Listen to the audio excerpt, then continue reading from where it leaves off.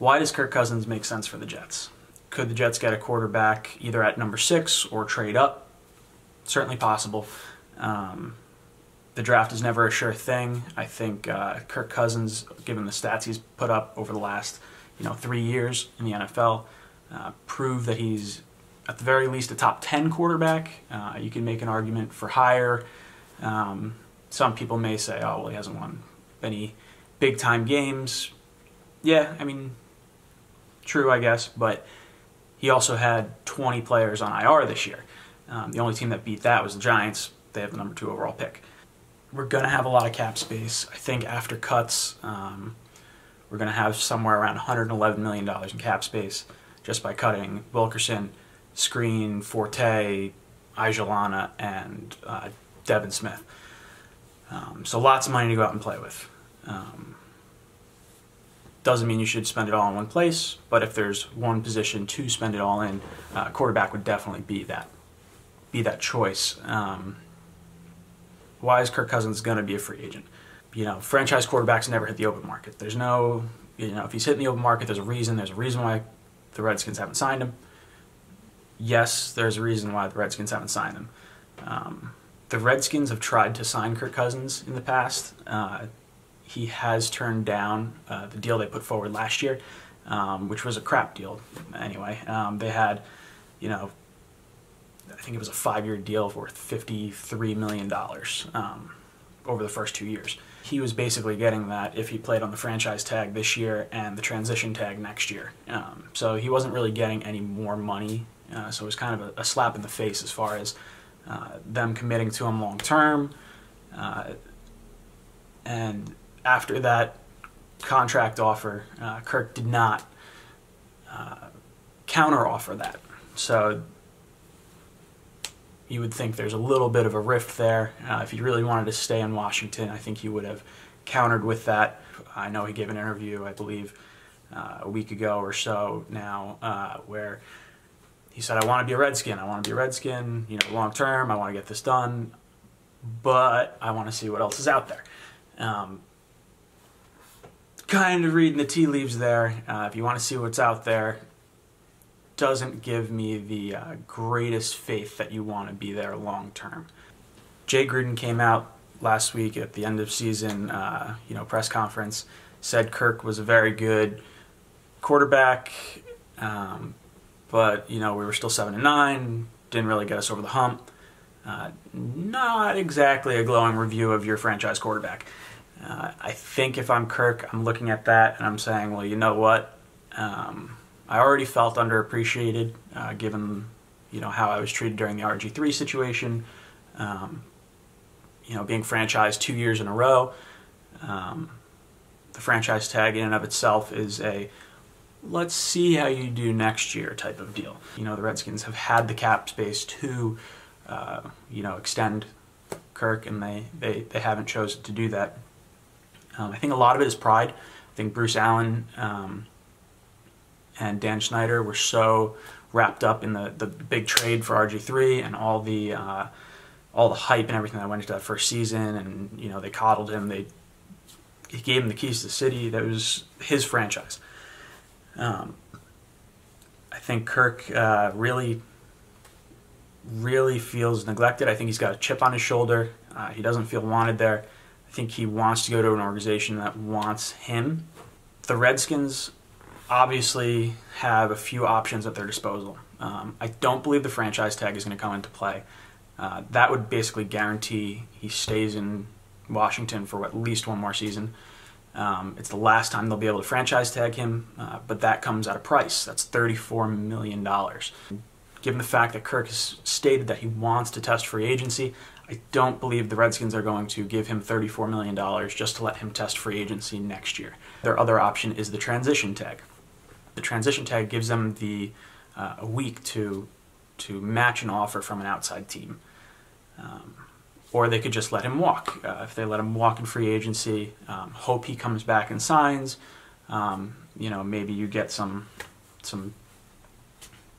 Maybe he comes back. You take that roll of the dice, and maybe you want the late third-round comp pick as your compensation for letting him go, as opposed to losing him possibly on the transition tag. Kirk has been saying all the right things. By all accounts, fans love him.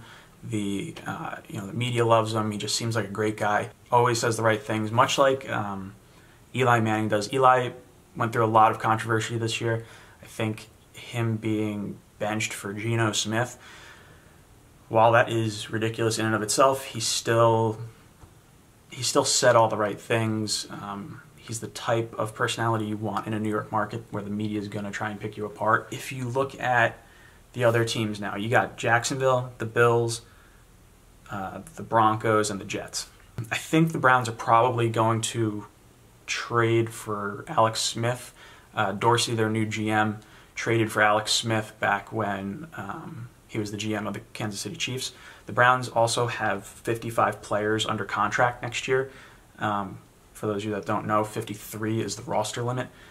And they have 5 picks in the top 2 rounds. So realistically, if the Chiefs feel they can get a second-round pick, the Browns, being the worst team, they can beat out any pick that any other team tries to trade.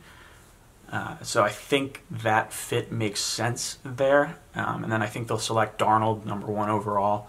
I do think that the Redskins have a little bit of bad blood, and there's still that one option they get to kind of screw with Cousins' future while also using it as a disguise to say, oh, we tried to keep him.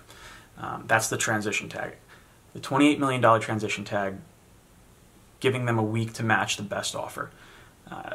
What this does is it basically eliminates a bunch of teams from contention. The Redskins are going to have a lot of cap space this offseason, and there's not too many teams that are going to be able to offer a contract that the Redskins can't match. David Carr got $25 million a year on average. Stafford got $27 million a year on average. So you kind of expect on the open market Kirk will get at least $28 million. Signing him is not going to hurt our cap the way a lot of people want to believe. You hear $28 million for a quarterback, or $30 million for a quarterback, whatever it is. You feel like that destroys cap space. Yes, it does immediately, but the way to look at it is really with percentage of cap taken up. The percentage of cap is much more important than the overall number that they're getting, per year. It seems like the 12 to 13% of the overall cap is kind of the sweet spot for quarterback contracts and where you can still field a competent team. What would it take to sign Kirk Cousins? I think a 6-year deal, a 6-year deal averaging $28 million a year, you guarantee the first 3 years of it. You call it $168 million, I think would be the average of $28 million a year. With the transition tag in place, since the Jets would have to beat out since the Jets would have to beat out the Redskins for them to not match the contract, that means the deal is going to be heavily front-loaded. With $111 million in cap space this coming offseason, you're looking at, probably a $40 million cap hit that first year, possibly, a little higher than that. If that's the case, the more money you push to the front of that contract, the lower those, years 3, 4, 5, and 6 are going to be. Put it this way, you can write a $168 million deal for, $28 million a year, and that sounds huge, but if you're paying $40 million in year 1, $35 million in year 2, that makes the following 4 years, $24 million, $23 million, $23 million, $23 million.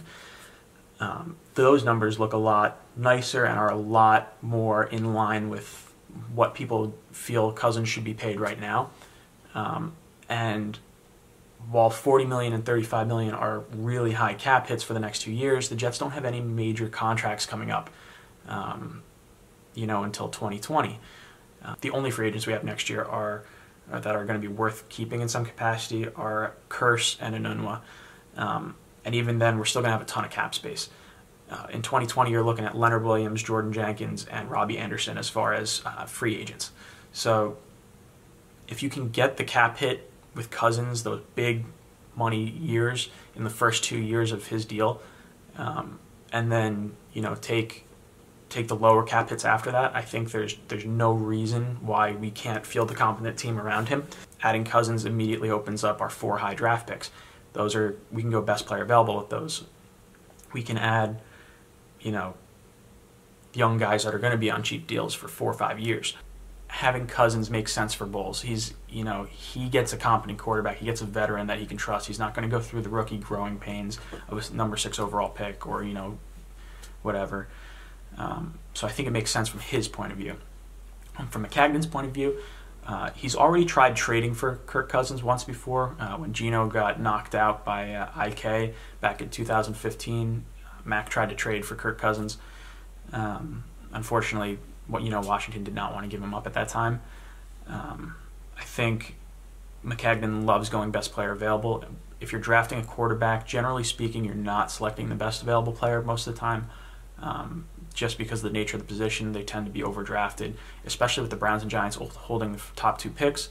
Darnold could go 1, Rosen could go 2. Now, are you trading up to number 3 to get the 3rd overall quarterback? You're probably giving up, this year's first, next year's first, and at least one of the 2nd-round picks if there's no competition.